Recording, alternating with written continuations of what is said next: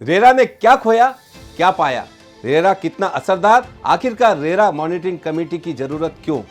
नमस्कार, मैं आपका होस्ट और दोस्त सुनील शर्मा स्वागत करता हूं महाचर्चा महासेवा के साथ। एमएनएस मीडिया न्यूज सर्विस व महासेवा न्यूज के इस खास कार्यक्रम में हम आज बात करेंगे रेरा एक्ट के 2016 से 2023 के सफर के बारे में। रेरा यानी कि रियल एस्टेट रेगुलेटरी अथॉरिटी 2016, जो भारत की संसद का एक अधिनियम जो घर खरीदारों के हितों की रक्षा करने के लिए और रियल एस्टेट इंडस्ट्री को बढ़ावा देने के लिए बनाया गया कानून। यह बिल राज्यसभा द्वारा 10 मार्च 2016 को और लोकसभा में 15 मार्च 2016 को पारित हुआ था। 2016 से 2023 के तमाम अच्छे बुरे पहलू हम नजर डालेंगे। बात करेंगे रेरा कितना असरदार और इम्प्लीमेंटेशन और मॉनिटरिंग पर क्यों उठ रही है demand RMC RERA monitoring committee की।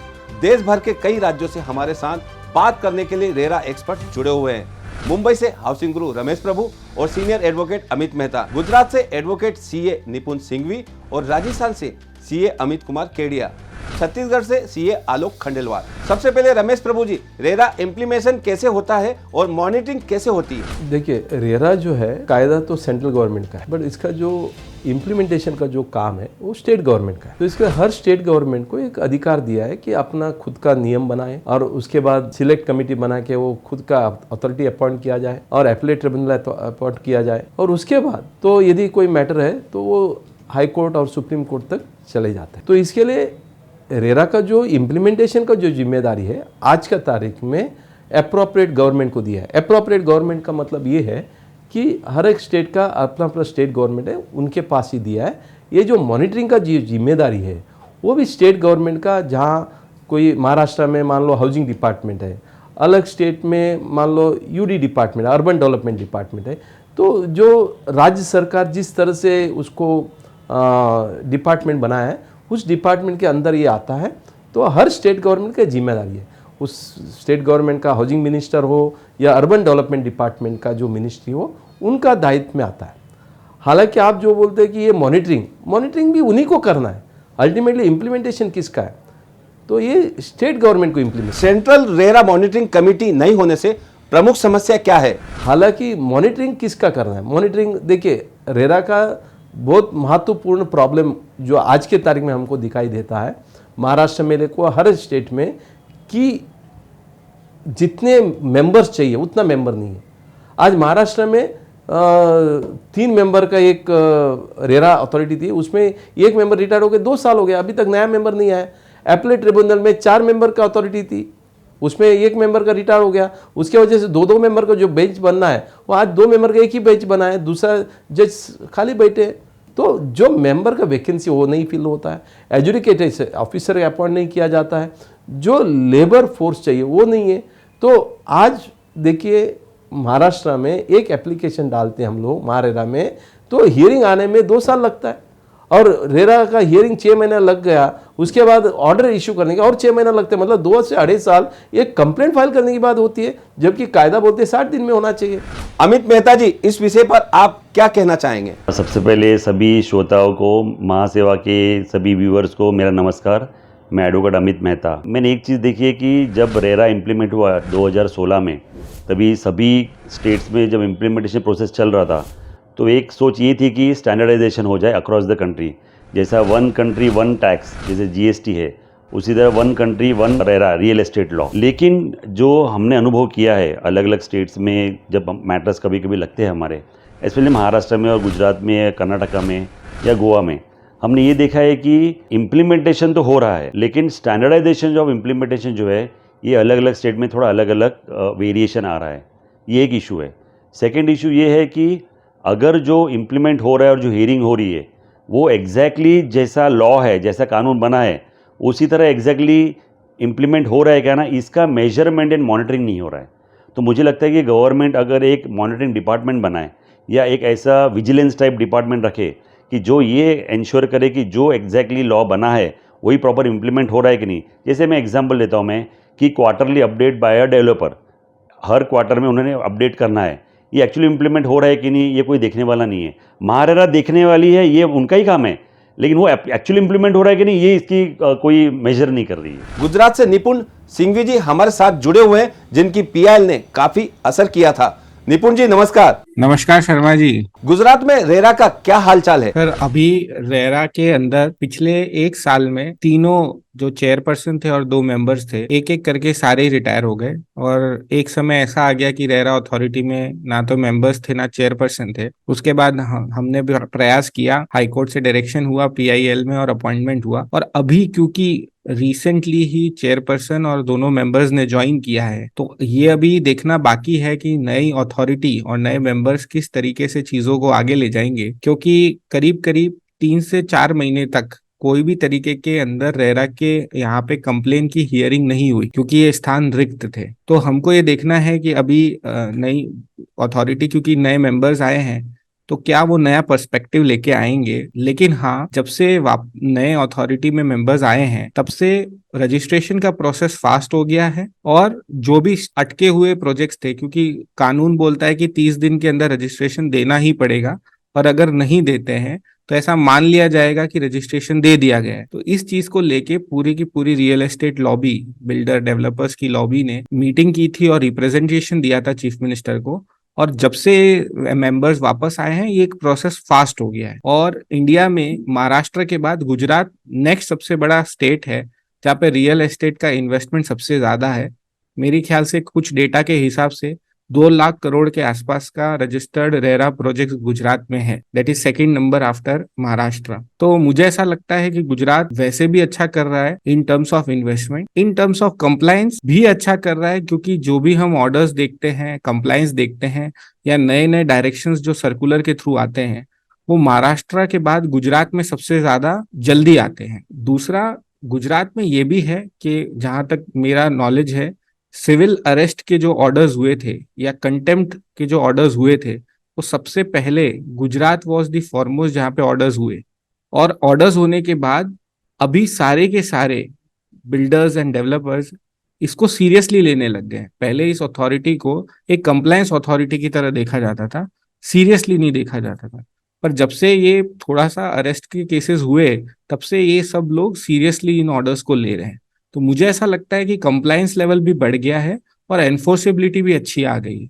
दूसरी चीज, क्योंकि अपेलेट ट्रिब्यूनल का स्थान रिक्त था, तो अथॉरिटी के ऑर्डर्स हाईकोर्ट में जाते थे और स्थान रिक्त होने के कारण हाईकोर्ट नॉर्मली स्टे दे देता था। तो जिस पर्पस के लिए रेरा आया था कि हमको न्याय मिले, वो न्याय नहीं मिल पा रहा। लेकिन क्योंकि अब ट्रिब्यूनल में भी हाईकोर्ट के रिटायर्ड चीफ जस्टिस को अपॉइंटमेंट किया है, एंड वो भी गुजरात से ही है, तो उसका भी एक बेनिफिट मिल गया है और ऑर्डर्स बहुत फास्ट हो रहे हैं। तो जहां तक मुझे पता पड़ा है, ट्रिब्यूनल में मेरे ख्याल से जब से स्थान भरा है, 50 से 100 के बीच में ऑर्डर्स का डिस्पोजल हो गया है, जो कंप्लेन पिछले 2.5-3 साल से पेंडिंग थी। तो मुझे लगता है स्पीड वाइज बहुत अच्छा काम हो रहा है गुजरात में। और इसी तरीके से अगर चला तो अगले 6 महीने में हम एक अच्छे स्तर पे आ जाएंगे जहाँ पे कंप्लायंस बहुत बढ़िया हो। देखा गया है कि अलग अलग राज्य में रेरा में कुछ भिन्नता दिखाई देती है, इस पर आपका क्या कहना है?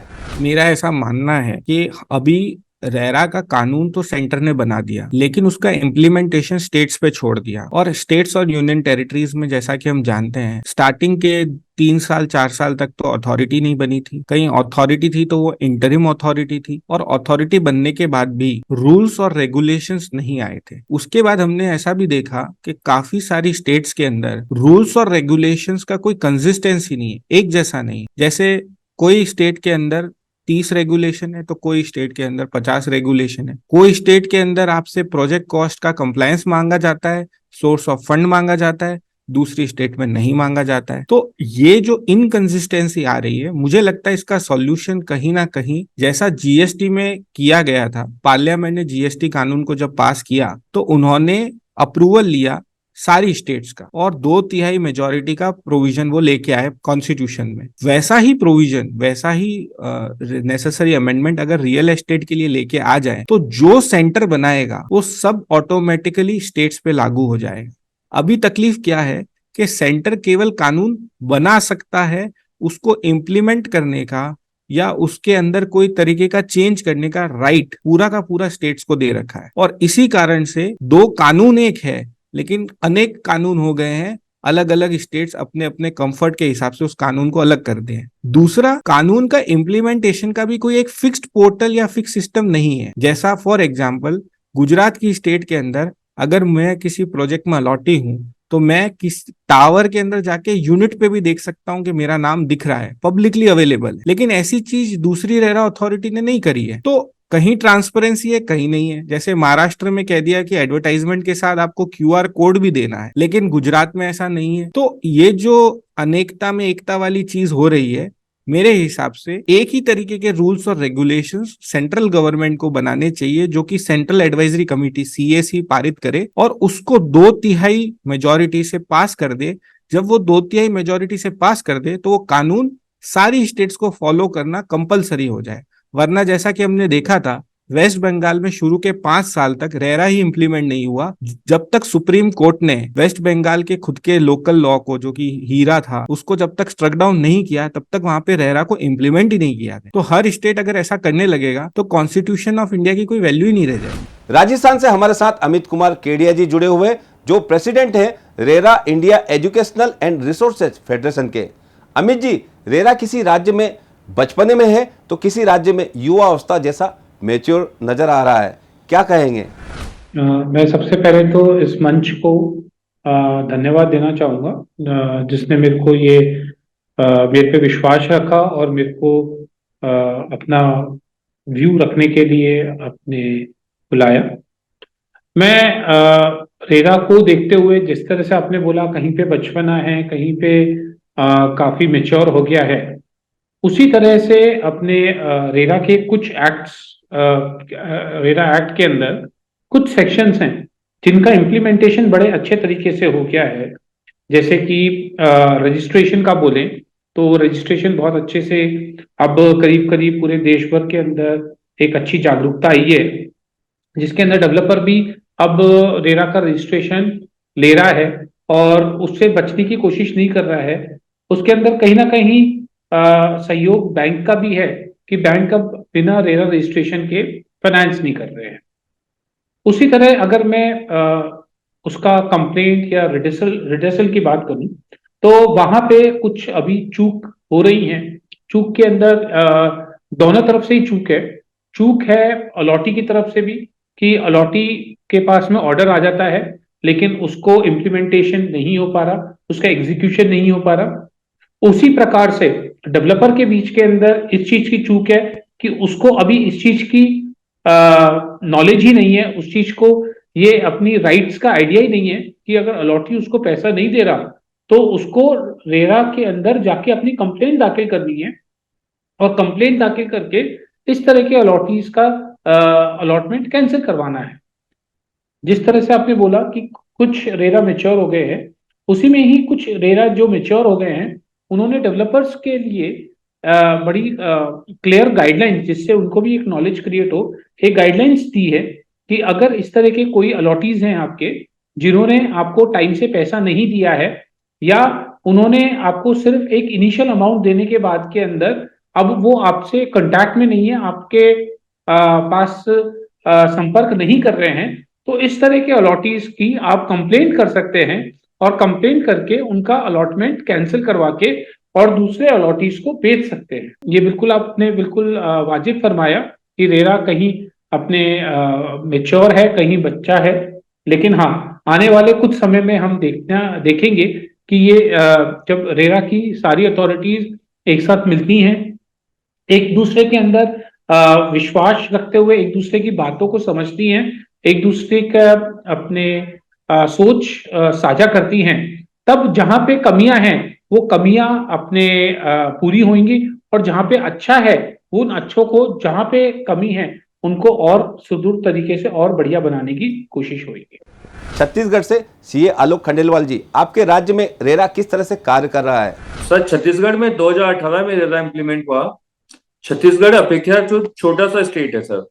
यहाँ जब रजिस्ट्रेशन हुआ तो सिर्फ 800 प्रोजेक्ट का ही रजिस्ट्रेशन कर रहे थे।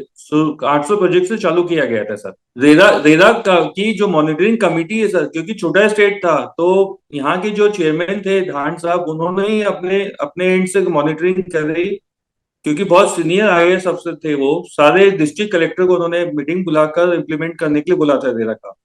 तो दूसरे स्टेट के मुकाबले छत्तीसगढ़ छोटा स्टेट होते हुए भी रेरा का इम्प्लीमेंटेशन बहुत बेहतरीन तरीके से हुआ है यहाँ पर। रेरा का कार्य अच्छा है, बिल्डर प्रमोटर भी रेरा से जुड़े हुए हैं और कस्टमर्स जो रेरा में जाते हैं उनको फायदा होता है। आप सब दिग्गजों का आरएमसी यानी कि रेरा मॉनिटरिंग कमेटी पर क्या कहना है? हालांकि एक मॉनिटरिंग एजेंसी होना, सेंट्रल गवर्नमेंट जो urban ministry and housing affairs जो मिनिस्टर हरदीप सिंह पुरी जो है, उन्होंने एक यदि ये सेंट्रल एक वेबसाइट बनाती है, एक सेंट्रल मॉनिटरिंग करते हैं, that is best of the best thing. But आज के तारीख में ऐसे प्रावधान कायदे में नहीं है, वो कायदे में आप इम्प्लीमेंट करिए, उनको बताइए कि ये this will be the monitoring agency who will keep the track, और उसमें यदि कोई रेरा अथॉरिटी काम नहीं करते तो उसको किस तरह से काम किया जाए, इसके बारे में एक अच्छे तरह से नियम तैयार करके फिर मॉनिटरिंग एजेंसी करते तो मुझे लगता है वो अच्छा काम होगा और करना भी चाहिए। मॉनिटरिंग कमेटी जरूर बननी चाहिए, लेकिन वो मॉनिटरिंग कमेटी सिर्फ बन के ही नहीं रह जानी चाहिए। मॉनिटरिंग कमेटी के जो भी सुझाव हो उनको अपने अमल किया जाए, उस तरह से, उस सोच से अगर कुछ बनता हो तो उसका बहुत अच्छा प्रभाव रहेगा। हाँ, मॉनिटरिंग कमेटी होनी चाहिए सर, क्योंकि रेरा का क्या इम्प्लीमेंट हुआ, कितना रिजल्ट आया, मॉनिटरिंग कमेटी ही डिसाइड कर पाएगी। कुल मिलाकर आरएमसी से होम बायर्स का हित है तो केंद्र सरकार को इस पर सीरियसली काम करने की जरूरत है। रियल एस्टेट हाउसिंग सेक्टर की तमाम खबरों के लिए हमारे चैनल महासेवा न्यूज को लाइक करें, शेयर करें, सब्सक्राइब करें और आपके होस्ट और दोस्त सुनील शर्मा को दीजिए इजाजत। नमस्कार।